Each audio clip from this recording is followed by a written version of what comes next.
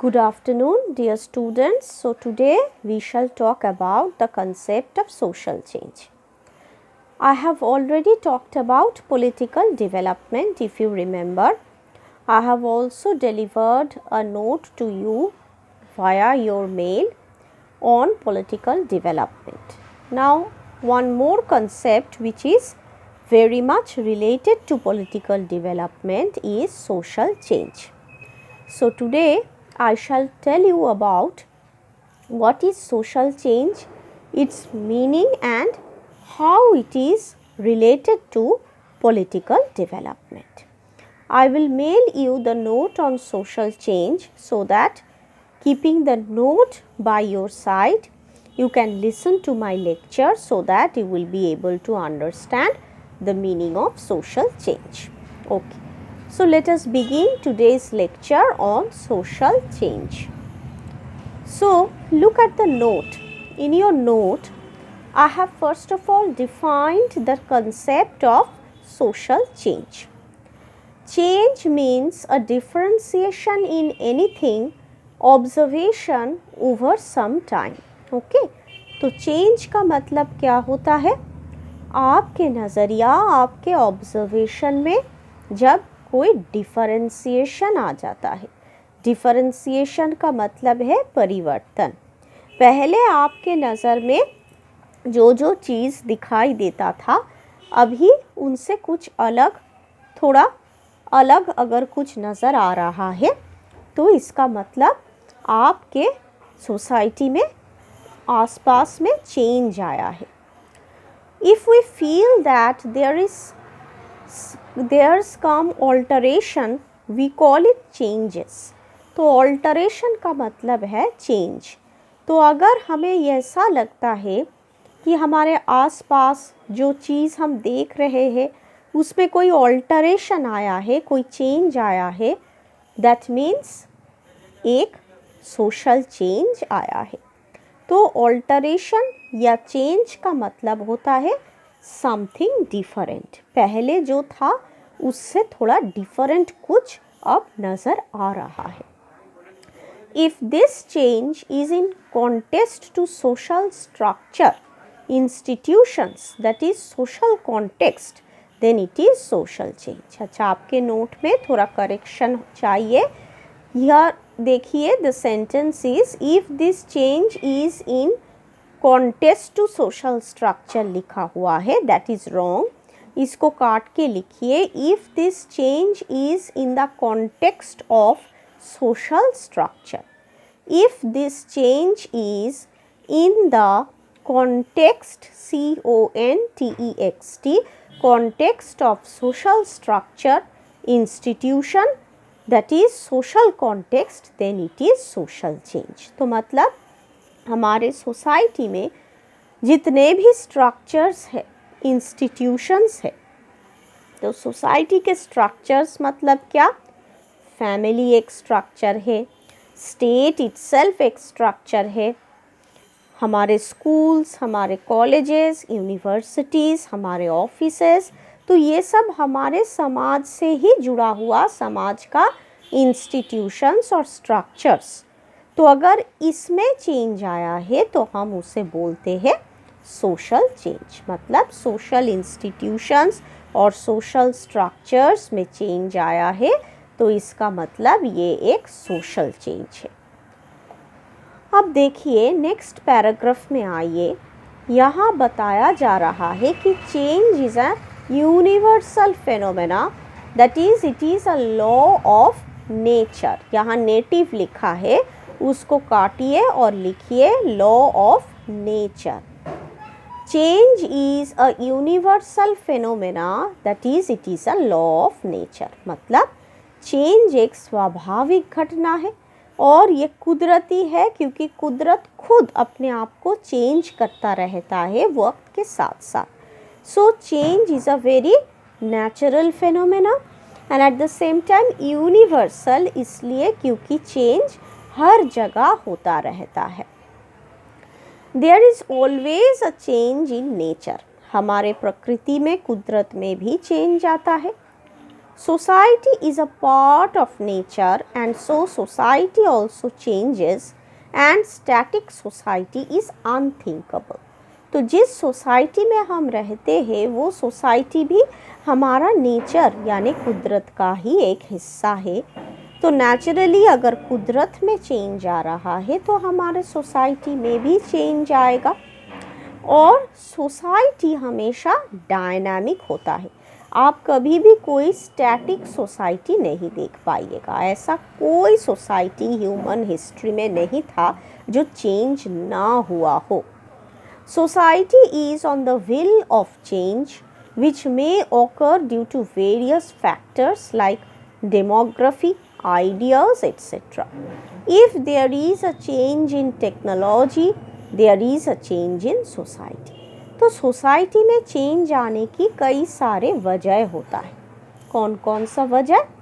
Society में change आ रहा है क्योंकि हो सकता है सोसाइटी का डेमोग्राफी बदल गया है।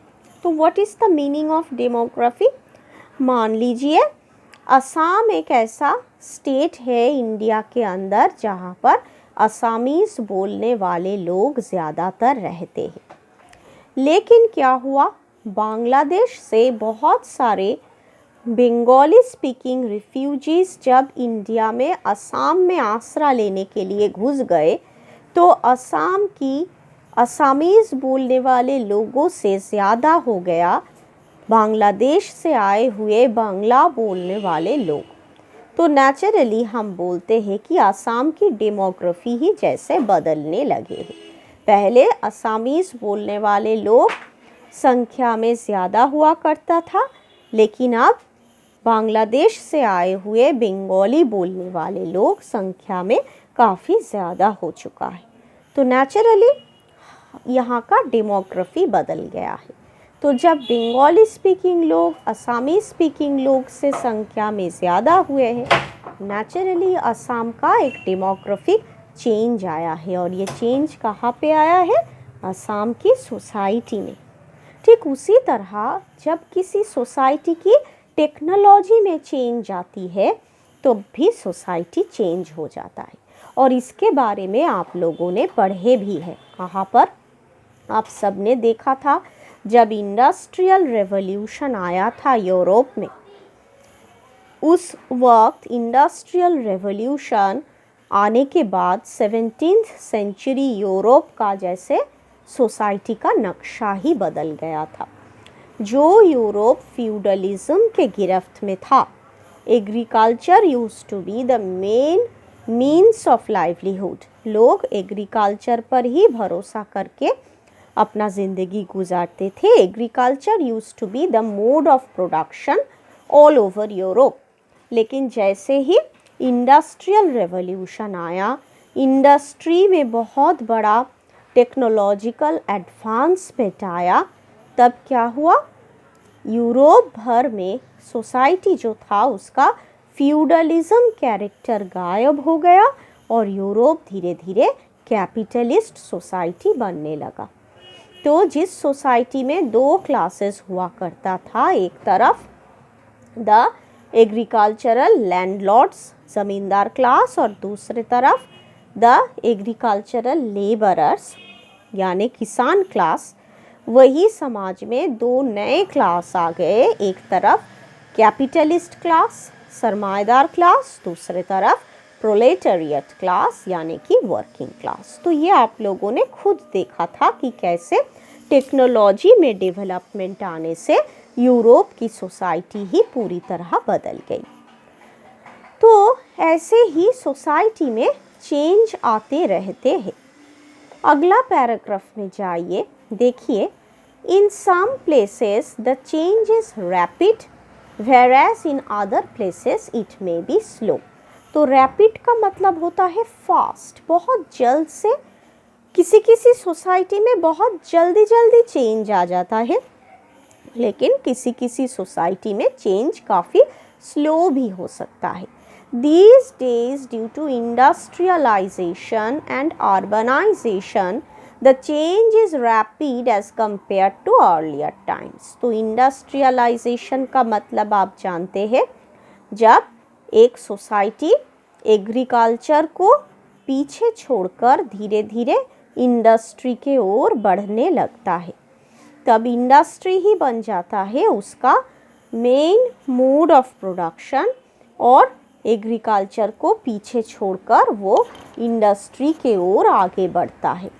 तो इंडस्ट्रियलाइजेशन और अर्बनाइजेशन का मतलब है ज़्यादा से ज़्यादा शहर बन जाना।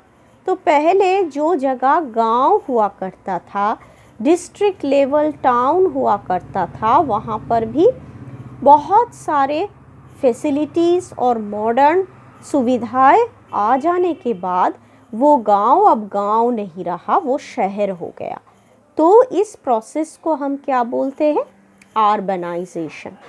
एक वक्त था जब कलकत्ता के कई सारे इलाकों में बिजली नहीं था, इलेक्ट्रिसिटी नहीं था, फ़ोन यानी टेलीफोन का संयोग नहीं था और कई सारे मॉडर्न फैसिलिटीज़ जैसे कि ड्रिंकिंग वाटर एट्सेट्रा ये सब भी नहीं पहुंचता था।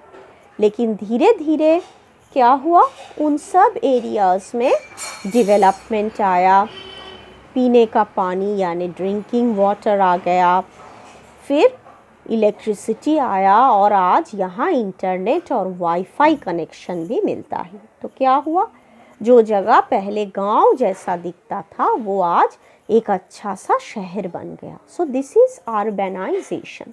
तो जहाँ जहाँ इंडस्ट्रियलाइजेशन और अर्बनाइजेशन का प्रकोप नज़र आया है, वहाँ वहाँ सोसाइटी बहुत जल्दी से बदल गया है। द फॉर्म में be economic, political, social, religious, change in any part of the society affects all other parts of the society. तो देखिए, सोसाइटी में चेंज इकोनॉमिक कारण के वजह से आ सकते हैं, पॉलिटिकल कारण की वजह से आ सकते हैं, सोशल रीजंस के वजह से आ सकते हैं, रिलीजियस रीजंस के वजह से भी आ सकता है। तो अगर मैं आपको एग्जांपल्स दूँ तो आपको और भी क्लियरली पता चल जाएगा। समाज में इकोनॉमिक चेंज कैसे आया? पहले जो समाज एग्रीकल्चरल मोड ऑफ प्रोडक्शन पर निर्भरशील था, आज वही समाज इंडस्ट्रियल मोड ऑफ प्रोडक्शन पर निर्भरशील बन गया है। So this is an economic change. पहले ग्लोबलाइजेशन का कोई इफ़ेक्ट नहीं था, लेकिन आज ग्लोबलाइजेशन का इफ़ेक्ट इंडियन सोसाइटी पर काफ़ी ज़्यादा महसूस होने लगा है। हमारे देश में बने प्रोडक्ट्स बाहर के देश में जा रहे हैं, ठीक उसी तरह बाहर के देशों में बने हुए प्रोडक्ट्स हमारे देश में आ रहे हैं और उनके चाहत भी काफ़ी ज़्यादा है। So this is change due to economic factor. फिर पॉलिटिकल रीजंस के लिए भी आपका सोसाइटी चेंज हो सकता है। आज मोदी सरकार पावर में है, हो सकता है जब अगला लोकसभा निर्वाचन हो तो मोदी सरकार और ना रहे, मोदी सरकार की जगह अगर कांग्रेस सरकार आ गई तो हमारा सोसाइटी में काफ़ी बड़ा एक चेंज आएगा। देन सोशल फैक्टर्स हम सब जानते हैं। सोसाइटी में हमेशा जो रीति रिवायतें कस्टम्स चलता आ रहा है, कभी कभी उसमें भी काफ़ी बदलाव, काफ़ी चेंज आ जाता है। तो जो रीति जो रिवायत कल तक बहुत अहमियत रखता था, हो सकता है आज उस रिवायत का ज़्यादा अहमियत ना रहा। हम सब जानते हैं कि कल तक हमारे सोसाइटी के सभी फैमिलीज़ जॉइंट फैमिलीज़ हुआ करता था। दादा दादी, चाचा चाची और अब्बू अम्मी, इन सब को लेकर हम सब रहते थे। लेकिन वक्त के साथ साथ सोसाइटी में चेंज आया। कैसे? जॉइंट फैमिलीज़ टूटने लगा और न्यूक्लियर फैमिलीज़ बनने लगा, जिसमें सिर्फ पति पत्नी और बच्चे रहते हैं। तो इस चेंज की वजह से भी सोसाइटी में थोड़ा चेंज आया है। और रिलीजियस फैक्टर से भी सोसाइटी चेंज हो सकता है। कैसे? मान लीजिए कल तक इस सोसाइटी में हिंदू लोग मेजॉरिटी हुआ करता था, हिंदू कम्युनिटी के लोग संख्या में ज़्यादा हुआ करता था। लेकिन अचानक म्यांमार में जब रोहिंग्या मुसलमान संप्रदाय के ऊपर वहाँ के पुलिस और मिलिट्री ने बहुत ज़्यादा अत्याचार किया, तो म्यांमार से रोहिंग्या मुस्लिम लोग भागकर हमारे देश, हमारे सोसाइटी में चले आए। और तो और पाकिस्तान में जितने भी हिंदूस थे उन पर भी काफ़ी अत्याचार हुआ, तो वहाँ से भी हिंदू लोग भागकर बांग्लादेश चले आए या फिर इंडिया चले आए। या फिर ऐसा भी हो सकता है किसी दूसरे देश से अत्याचारित होकर मुसलमान संप्रदाय की लोग हमारे देश में आ गए। तो हमारे सोसाइटी का डेमोग्राफी में रिलीजियस कैरेक्टर में चेंज आया। पहले हिंदू लोग मेजॉरिटी हुआ करता था, लेकिन अब इस्लाम कम्युनिटी, मुस्लिम कम्युनिटी के लोग संख्या में ज़्यादा बढ़ गए। तो इस रिलीजियस चेंज की वजह से भी सोसाइटी में चेंज आया।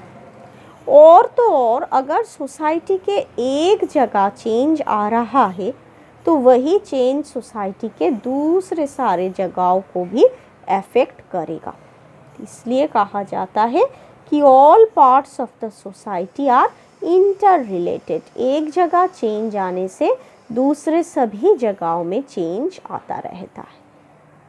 यहाँ पर एग्जाम्पल स्वरूप बताया जा रहा है, an individual is the fundamental unit of society and there is a change in the life of the individual which is called evolutionary process of social change. Birth to death, this is a slow process.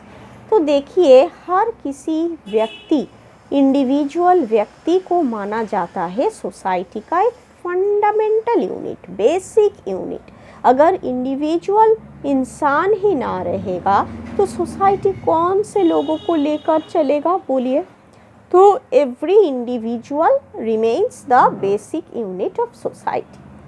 और अगर इस individual की life में, उसकी ज़िंदगी में change आता है, उसकी पैदाइश से लेकर उसके मौत होने तक उसकी जो ज़िंदगी है, जो लाइफ स्पैन है, उसमें जो चेंज आ रहा है, उसके वजह से भी ओवरऑल सोसाइटी में एक चेंज आ सकता है। ये एक काफ़ी स्लो प्रोसेस है, लेकिन फिर भी ये प्रोसेस भी सोसाइटी में चेंज ला सकता है। और इस प्रोसेस को कहा जाता है इवोल्यूशनरी प्रोसेस, यानी कि एक इंसान की पैदा होने से लेकर उसके मौत तक का ये जो उसका लाइफ स्पैन, वो एक इवोल्यूशन के ज़रिए चलता है। मतलब एक धारावाहिक तौर पे वो चलता है। तो उसमें अगर चेंज आ रहा है तो वो चेंज है इवोल्यूशनरी चेंज, और वो भी सोसाइटी को अफेक्ट कर सकता है। अब आइए देखते हैं सोशल चेंज के कुछ डेफिनेशन। तो यहाँ पर काफ़ी सारे सोशियोलॉजिस्ट्स और सोशियोलॉजिकल थिंकर्स ने सोशल चेंज के बारे में अपना अपना डेफिनेशन व्यक्त किया है। तो आप लोग इन डेफिनेशंस को ज़रूर पढ़िएगा। पहले गिन्सबर्ग एक सोशियोलॉजिस्ट जो बता रहे हैं, by social change I understand a change in the social structure. तो गिन्सबर्ग का मानना था कि जब हमारे सोसाइटी के ढांचा, स्ट्रक्चर में चेंज आता है तो दैट इज सोशल चेंज। फिर किंग्सले डोरिस सोशियोलॉजिस्ट बोल रहे हैं, by social change is meant only such alternations as occur in social organizations, that is the structure and functions of the society। तो Kingsley Doris का मानना था कि society में जितने भी ऑर्गेनाइजेशंस है, जितने भी इंस्टीट्यूशंस है, उसमें अगर चेंज आ रहा है तो दैट मीन्स सोसाइटी में चेंज आ रहा है। फिर देखिए, मेरिल और एल्ब्रिज ने भी सोशल चेंज को डिफाइन किया कुछ इस तरह से कि social change means that the a large number of persons are engaging in activities that differ from those which they or their immediate forefathers engaged in some time before। तो अगर देखा जा रहा है कि सोसाइटी में अभी वर्तमान में जो लोग रहते हैं वो कुछ ऐसा जीविका, ऐसा रोज़गार का उपाय अपना रहे हैं, ऐसा इकोनॉमिक एक्टिविटीज़ चुन रहे हैं जो उनके पिता, दादा या परदादा नहीं किया करते थे। जैसे मैंने आपको बताया कि पहले इंडस्ट्रियल रेवोल्यूशन से पहले यूरोप की हर एक व्यक्ति एग्रीकल्चर में अपने आप को एंगेज्ड रखता था, लेकिन इंडस्ट्रियल रेवोल्यूशन हो जाने के बाद देखा गया कि एग्रीकल्चर छोड़ के ज़्यादातर लोग इंडस्ट्री में ही अपना प्रॉस्पेक्ट बना रहा है। तो नेचुरली उनके दादा, परदादा, पिताजी सब एग्रीकल्चर में ही इन्वॉल्व रहते थे, लेकिन अभी इंडस्ट्रियल रेवोल्यूशन के बाद जो जेनरेशन आया वो ज़्यादातर इंडस्ट्री में एंगेज्ड रहता है। फिर गिलिन एंड गिलिन ने बताया social changes are variations from the accepted mode of life, whether due to alteration in geographical condition, in cultural equipment, composition of the population or ideologies, and whether brought about by diffusion or inventions within the group. तो इसका क्या मतलब हुआ? Social change का मतलब होता है जो अब तक हमारे जीवन का एक्सेप्टेड मोड हुआ करता था। अब तक हमारे ज़िंदगी का एक्सेप्टेड मोड था कि हम लोग जॉइंट फैमिली में रहेंगे, लेकिन आज उसमें परिवर्तन आया है और हम लोग उस परिवर्तन को मानकर अभी जॉइंट फैमिली को छोड़कर न्यूक्लियर फैमिली में रहेंगे। तो न्यूक्लियर जॉइंट फैमिली से न्यूक्लियर फैमिली में आ जाना, इसका मतलब है हमारा एक्सेप्टेड मोड ऑफ लाइफ से बाहर निकाल कर एक नया मोड ऑफ लाइफ को एक्सेप्ट कर लेना। फिर जोग्राफिकल कंडीशन में बदलाव आने से भी हमारे ज़िंदगी जीने का तरीका बदल सकता है। पहले मैं कलकत्ता में नौकरी करती थी तो कलकत्ता में रहती थी, लेकिन अब बेंगलोर में नौकरी मिल गई है तो मैं कलकत्ता छोड़कर बेंगलोर आ गई हूँ। तो नेचुरली मेरा जोग्राफिकल पोजीशन का बदलने से मेरा सोशल पोजीशन में भी चेंज आएगा। फिर change in cultural equipment. Cultural equipment मतलब क्या? पहले आप देखिएगा जो भी शादी ब्याह का फंक्शंस होता था, उन शादी ब्याह में ज़्यादातर हम देखते थे कि ब्याह या शादी का जो आचार या अनुष्ठान, the function was more important. लेकिन आज नज़र आ रहा है कि शादी के घर में गाना, नाचना ये सब हो रहा है।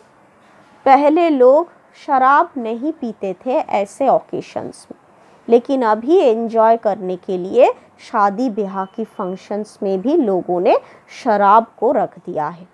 तो पहले सिर्फ कॉकटेल, मॉकटेल ये सब हुआ करता था, शरबत, कोल्ड ड्रिंक्स, इन सब से लोग शुरू करते थे अपना स्टार्टर। लेकिन अब शादी में जाइएगा तो देखिएगा कि कोल्ड ड्रिंक्स के साथ साथ हार्ड ड्रिंक्स भी सर्व किया जा रहा है। So that is a cultural change. पहले हम लोग क्या करते थे? न्यू ईयर ईव, आज हमारा साल का आखिरी दिन है, कल से एक नया साल आएगा, हम लोग पूजा करते थे। आप लोग अपने गॉड को, अपने अल्लाह ताला को शरण करते थे, बड़े बुज़ुर्ग के पैर छूकर उनके आशीर्वाद लेते थे कि नया साल में हम सबको आशीर्वाद दो, हम सब अच्छी तरह इस साल को बिता पाए। लेकिन अब पार्टी शार्टी होती है, बहुत लोग एक जगह इकट्ठा होता है, फैमिली गेट टुगेदर होता है, कभी कभी फ्रेंड्स भी आते हैं और हम सब बहुत हल्ला गुल्ला मचाते हैं और न्यू ईयर सेलिब्रेट करते हैं। मतलब वक्त के साथ साथ हमारे कल्चर में भी काफ़ी बड़ा परिवर्तन आ रहा है। और साथ में कॉम्पोजिशन ऑफ द पॉपुलेशन, मैंने अभी कहा हमारे पॉपुलेशन की कंपोजिशन में अगर चेंज आ जाए तो सोसाइटी में भी चेंज आता है। मैं जिस मोहल्ले में रहती हूँ उस मोहल्ले में पहले ज़्यादातर लोग हिंदू हुआ करता था, तो that was a Hindu majority society. लेकिन अभी बहुत सारे मुसलमान लोग वहाँ आ गए हैं, तो मेरे पॉपुलेशन का कॉम्पोजिशन थोड़ा डिफरेंट हो चुका है। पहले सिर्फ पूजा होता था, हम लोगों को पूजा की घंटी सुनाई देती थी, लेकिन आज यहाँ पर 2 बड़े बड़े मस्जिद भी बना है तो अजान भी सुनाई देता है। So that is a social change. तो इडियोलॉजीज भी कभी कभी हमारे सोसाइटी को अफेक्ट करता है। हम सब सोवियत के कम्युनिस्ट इडियोलॉजी में बिलीव रखते थे जब कोल्ड वॉर चलता था। इंडिया ने एक न्यूट्रल पोजीशन अपनाया था। उसने कहा था ना ही वो यूएसए की कैंप ज्वाइन करेगी, ना ही वो सोवियत यूनियन की कैंप में शामिल होगी। लेकिन मन ही मन में इंडिया के सभी लोग सोवियत को ही मॉरल सपोर्ट देते थे। तो हमारे आइडियोलॉजी थे सोवियत ढंग का कम्युनिज्म। लेकिन जैसे ही सोवियत यूनियन टूट गया 1990 में और यूनाइटेड स्टेट्स ऑफ अमेरिका का कैपिटलिज्म ही हमारे पूरे विश्व में छा गया, capitalism became the order of the day, तब से क्या हुआ, इंडिया ने भी अपनी सोवियत मॉडल का कम्युनिस्ट इडियोलॉजी को टाटा बाय बाय बोल दिया और ग्लोबलाइजेशन और कैपिटलिज्म को एक्सेप्ट कर दिया। तो इससे भी सोसाइटी में काफ़ी बड़ा चेंज आया। कैसे? जब हम कम्युनिज्म में यकीन रखते थे, सोशलिज्म में यकीन रखते थे, तब हम नेशनलाइज्ड इंस्टीट्यूशंस को समर्थन करते थे। हम चाहते थे कि सभी लोग गवर्नमेंट ऑफिस में सर्विस करें। गवर्नमेंट यानी कि जो हमारे सोसाइटी को सेंट्रली कंट्रोल कर रहा है, हमारे देश की सरकार, वही सबसे अच्छा है। लेकिन जैसे ही हम लोग कैपिटलिज्म और ग्लोबलाइजेशन को अपना लिया, तब हमारा नज़रिया ही बदल गया। हम लोगों ने देखा कि नहीं, प्राइवेट इंस्टीट्यूशंस गवर्नमेंट इंस्टीट्यूशन से ज़्यादा अच्छा होता। आप किसी सरकारी अस्पताल में जाइए, वहाँ का हाल देखिए, कितना गंदगी, कोई क्लीन नहीं कर रहा है, सब जगह डर्टी। लेकिन एक प्राइवेट नर्सिंग होम जैसे बेलव्यू या वुडलैंड्स में जाइए, एकदम टकाटक झकाझक, सब clean and clear, neat and clean. तो हम लोगों ने बोल दिया नहीं, हमको गवर्नमेंट इंस्टीट्यूशन नहीं चाहिए, वो प्राइवेट वाला इंस्टीट्यूशन चाहिए। तो मतलब आइडियोलॉजी में बदलाव आने से हमारे सोसाइटी में भी बदलाव आते हैं। तो गिलिन एंड गिलिन ने यही सब फैक्टर्स को बताया कि geography, culture, population composition, ideology, जब इन सब फैक्टर्स में चेंज आते हैं तो हमारे सोसाइटी में भी चेंज आते हैं।